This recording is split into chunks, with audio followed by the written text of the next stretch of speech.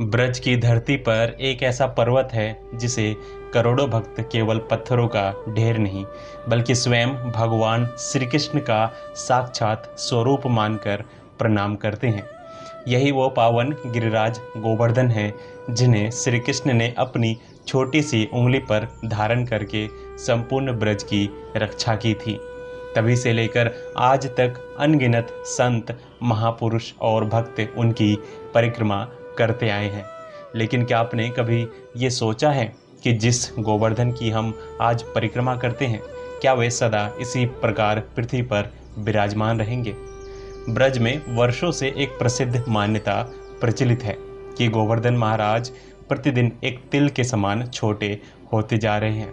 इस बात को सुनकर बहुत से लोगों के मन में एक प्रश्न उठता है, यदि ये परंपरा सत्य है तो क्या एक दिन ऐसा भी आएगा जब गोवर्धन पर्वत पूरी तरह पृथ्वी से लुप्त हो जाएंगे?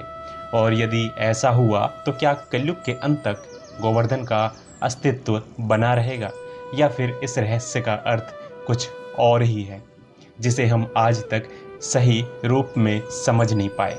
ये केवल एक जिज्ञासा नहीं, ये प्रश्न ब्रज की महिमा, भगवान श्री कृष्ण की लीलाओं और स्वयं गिरिराज गोवर्धन के दिव्य स्वरूप से जुड़ा हुआ है। क्योंकि शास्त्र एक ओर गोवर्धन को भगवान का प्रियतम भक्त बताते हैं तो दूसरी ओर वैष्णवाचार्य उन्हें स्वयं श्री कृष्ण का अभिन्न स्वरूप मानते हैं। यदि ऐसा है तो क्या भगवान का ये स्वरूप भी समय के साथ लुप्त हो सकता है, या फिर हम लुप्त होने का वास्तविक अर्थ ही नहीं समझ पाए? इस रहस्य का उत्तर केवल एक कथा या लोक मान्यता में नहीं छिपा है। इसके लिए हमें श्रीमद्भागवत पुराणों, वैष्णवाचार्यों की वाणी और ब्रज की प्राचीन परंपरा, इन सभी की ओर देखना होगा।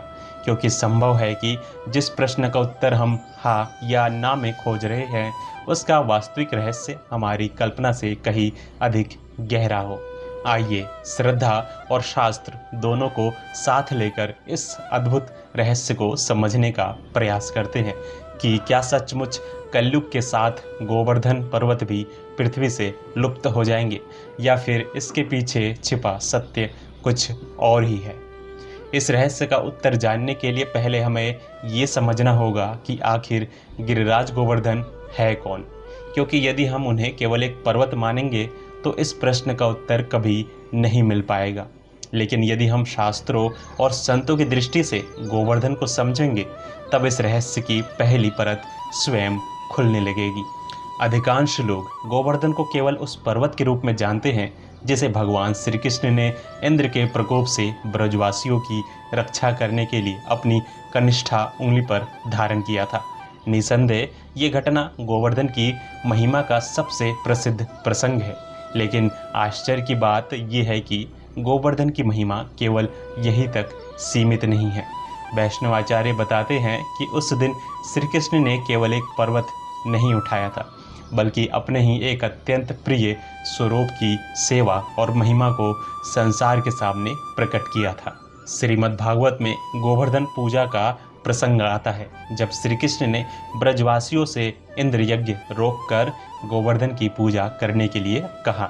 तब उन्होंने स्पष्ट रूप से समझाया कि ब्रज का पालन पोषण गोवर्धन, गौमाता और प्रकृति करती है, इसलिए सबसे पहले सम्मान उसी का होना चाहिए जो प्रत्यक्ष रूप से हमारा पालन करता है। उस दिन ब्रजवासियों ने गिरिराज की पूजा की और तभी एक अद्भुत घटना घटी। भागवत में वर्णन मिलता है कि भगवान श्री कृष्ण ने स्वयं एक विराट स्वरूप धारण करके गोवर्धन के रूप में प्रकट होकर ब्रजवासियों द्वारा अर्पित समस्त भोग को स्वीकार किया। ये लीला अत्यंत रहस्यमयी है, क्योंकि एक ओर श्री कृष्ण ब्रजवासियों के बीच खड़े होकर गोवर्धन की पूजा कर रहे थे और दूसरी ओर वही श्री कृष्ण गोवर्धन के विराट स्वरूप में प्रकट होकर उनकी पूजा स्वीकार भी कर रहे थे। वैष्णवाचार्य इस लीला से निष्कर्ष निकालते हैं कि गोवर्धन और श्री कृष्ण में अभिन्न संबंध है।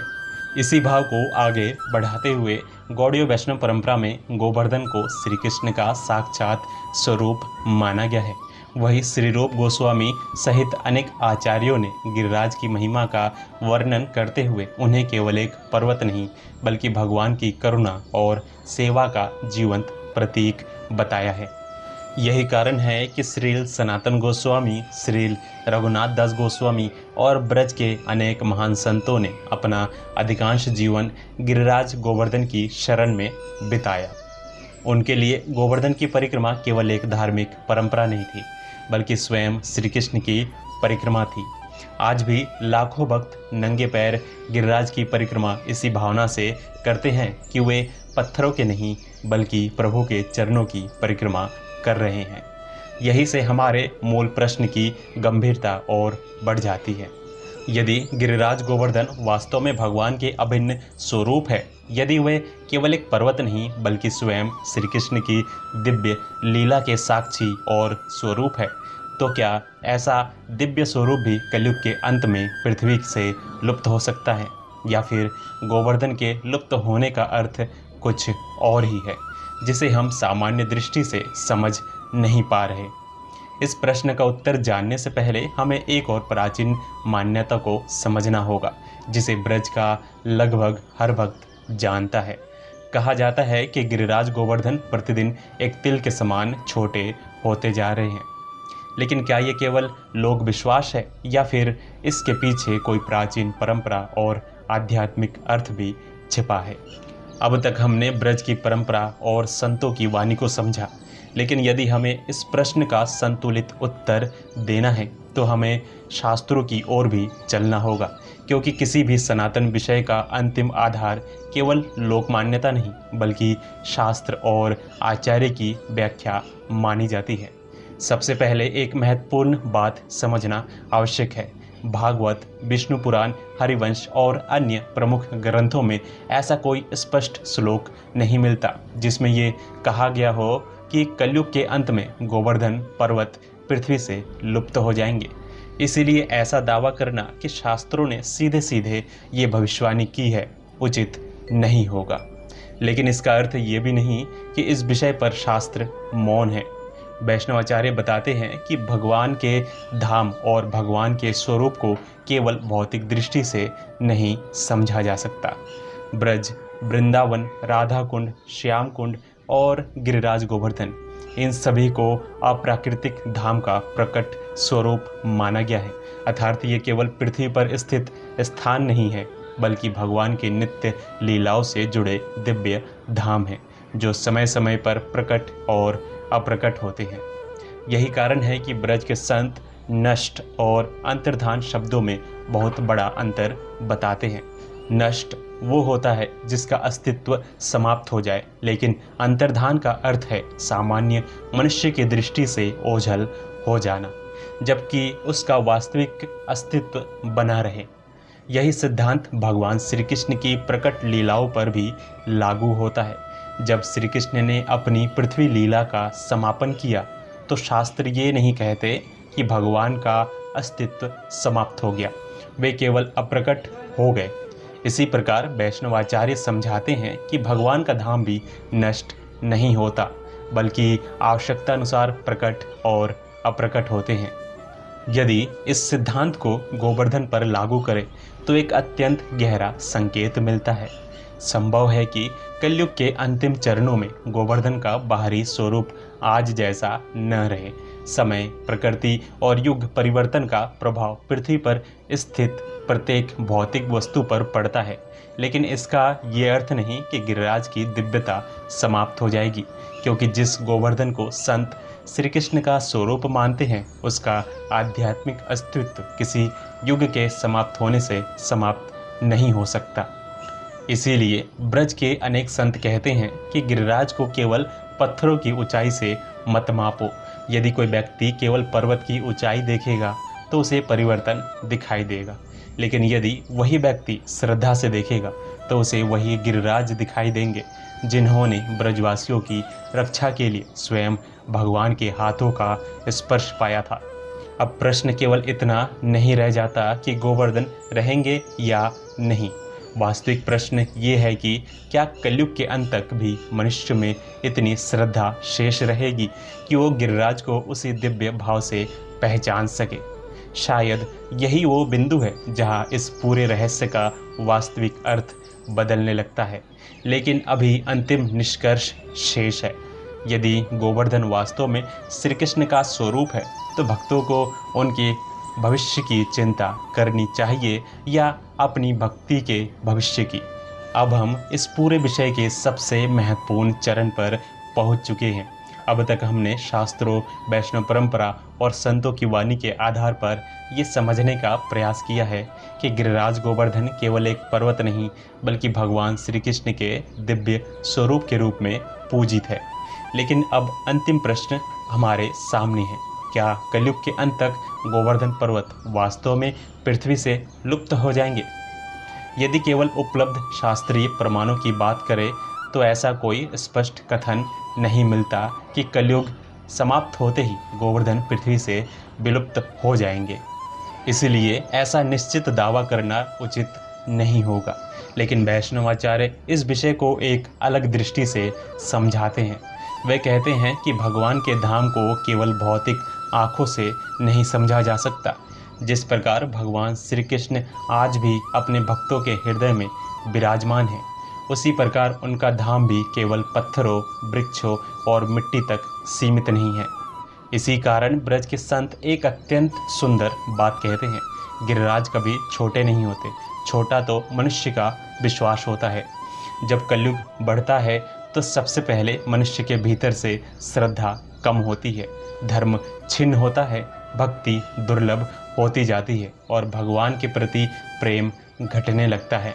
ऐसे समय में वही गिरिराज जिन्हें संत साक्षात श्री कृष्ण का स्वरूप मानकर प्रणाम करते हैं, बहुत से लोगों को केवल एक साधारण पहाड़ी दिखाई देने लगते हैं। परिवर्तन गिरिराज में नहीं बल्कि देखने वाली दृष्टि में आता है। यही इस पूरे रहस्य का सबसे गहरा संदेश है। यदि एक दिन कलयुग अपने अंतिम चरण में पहुंच जाएगा तब भी भगवान का नित्य धाम नष्ट नहीं होगा। हाँ, ये संभव है कि उसकी प्रकटता सामान्य मनुष्य के लिए पहले जैसी न रहे। वैष्णव सिद्धांत के अनुसार भगवान का धाम समय समय पर प्रकट और अप्रकट होता है, लेकिन उसका वास्तविक अस्तित्व कभी समाप्त नहीं होता। इसलिए गोवर्धन लुप्त हो जाएंगे कहना जितना सरल है उतना ही अधूरा भी है। अधिक संतुलित बात ये होगी कि भगवान का धाम मनुष्य की पात्रता के अनुसार प्रकट या अप्रकट अनुभव होता है और शायद इसी कारण ब्रज के महापुरुष अपने शिष्यों को गोवर्धन के भविष्य की नहीं बल्कि अपनी भक्ति की चिंता करने को कहते हैं, क्योंकि यदि हृदय में श्रद्धा जीवित है तो गिरिराज आज भी उतने ही दिव्य हैं जितने द्वापर युग में थे। लेकिन यदि श्रद्धा ही समाप्त हो जाए तो फिर स्वयं श्री कृष्ण भी सामने हो तब भी मनुष्य उन्हें पहचान नहीं पाएंगे। तो क्या कलयुग के साथ गोवर्धन पर्वत भी लुप्त हो जाएंगे? इस प्रश्न का सबसे संतुलित उत्तर यही है। शास्त्र ऐसा कोई स्पष्ट कथन नहीं करते कि गिरिराज का अस्तित्व समाप्त हो जाएगा। वैष्णव परंपरा उन्हें भगवान का नित्य स्वरूप मानती है, इसलिए उनका आध्यात्मिक अस्तित्व सनातन है। हाँ, उनकी प्रकटता और उन्हें पहचानने की मनुष्य की क्षमता युग के प्रभाव से बदल सकती है। यही इस रहस्य का वास्तविक अर्थ है। अब तक की पूरी चर्चा के बाद शायद हमारे मन में उठे अधिकांश प्रश्नों का उत्तर मिल चुका होगा। लेकिन यदि इस विषय का सार केवल इतना ही रह जाए कि गोवर्धन लुप्त होंगे या नहीं, तो शायद हम इस पूरी चर्चा के सबसे महत्वपूर्ण संदेश को खो देंगे। ब्रज के संत कहते हैं कि गिरिराज गोवर्धन का सबसे बड़ा चमत्कार ये नहीं है कि उन्होंने कभी इंद्र के प्रकोप से ब्रजवासियों की रक्षा की थी। उनका सबसे बड़ा चमत्कार ये है कि वे आज भी करोड़ों लोगों के हृदय में श्री कृष्ण के प्रति प्रेम जागृत करते हैं। द्वापर युग में श्री कृष्ण ने अपनी कनिष्ठांगुली पर गिरिराज को 7 दिनों तक धारण किया था, लेकिन कलयुग में वही गिरिराज करोड़ों भक्तों के जीवन का सहारा बने हुए हैं। यही उनकी वास्तविक महिमा है। जब कोई भक्त नंगे पैर उनकी परिक्रमा करता है, जब कोई उनकी एक छोटी सी शिला को अपने घर में भगवान का स्वरूप मानकर पूजता है, जब कोई वृद्ध, जब कोई बालक, कोई साधु या कोई सामान्य गृहस्थ गिरिराज महाराज की जय कहकर उनके चरणों में सिर झुकाता है, तब ये केवल एक धार्मिक परंपरा नहीं होती, ये उस अटूट विश्वास की अभिव्यक्ति होती है जिसने हजारों वर्षों से ब्रज की भक्ति को जीवित रखा है। शायद यही कारण है कि वैष्णवाचार्य बार बार कहते हैं कि गिरिराज को केवल पर्वत मत समझो, वे भगवान के ऐसे स्वरूप हैं जिन्होंने बिना कुछ मांगे केवल सेवा की है। उन्होंने ब्रजवासियों को घास दी, गौमाताओं को चारागाह दिया, निर्मल जल दिया, फल फूल दिए और अंततः भगवान श्री कृष्ण की अनगिनत लीलाओं का आधार बने। इसलिए श्रीमद् भागवत में भी गोवर्धन की महिमा साधारण नहीं बल्कि अद्वितीय रूप में प्रकट होती है। तो क्या कलयुग के अंत तक गोवर्धन पृथ्वी पर रहेंगे? यदि इस प्रश्न का उत्तर केवल बाहरी दृष्टि से खोजेंगे तो अनेक मत निकलेंगे, लेकिन यदि शास्त्र, वैष्णव परंपरा और संतों की वाणी को एक साथ रखकर देखें तो एक बात स्पष्ट दिखाई देती है। गिरिराज का आध्यात्मिक स्वरूप सनातन है। उनका संबंध केवल इस पृथ्वी की मिट्टी से नहीं बल्कि भगवान श्री कृष्ण की नित्य लीलाओं से है। इसलिए उनके वास्तविक अस्तित्व का अंत नहीं होगा। बदलती है तो केवल मनुष्य की दृष्टि, उसकी श्रद्धा और उसकी पात्रता, और शायद यही कलयुग की सबसे बड़ी परीक्षा भी है। प्रश्न ये नहीं है कि गिरिराज कितने छोटे हो गए हैं, प्रश्न ये है कि क्या हमारे भीतर आज भी उतनी ही श्रद्धा बची है जितनी ब्रज के उन भक्तों के हृदय में थी जिन्होंने श्री कृष्ण को अपनी आंखों से देखा था। क्योंकि जिस दिन मनुष्य के हृदय से श्रद्धा समाप्त हो जाएगी उसी दिन उसके लिए गिरिराज केवल एक साधारण पर्वत रह जाएंगे। लेकिन जिस हृदय में भक्ति जीवित है उसके लिए आज भी गिरिराज वही है, श्री कृष्ण के साक्षात स्वरूप, ब्रज के रक्षक और भक्तों के आश्रय।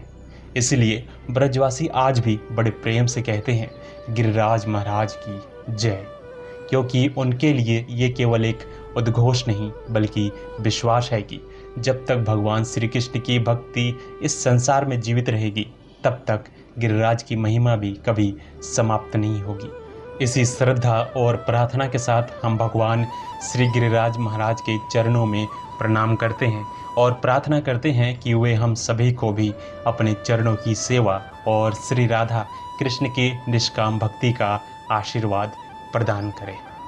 जय जय श्री राधे, जय श्री कृष्ण, जय गोवर्धन महाराज।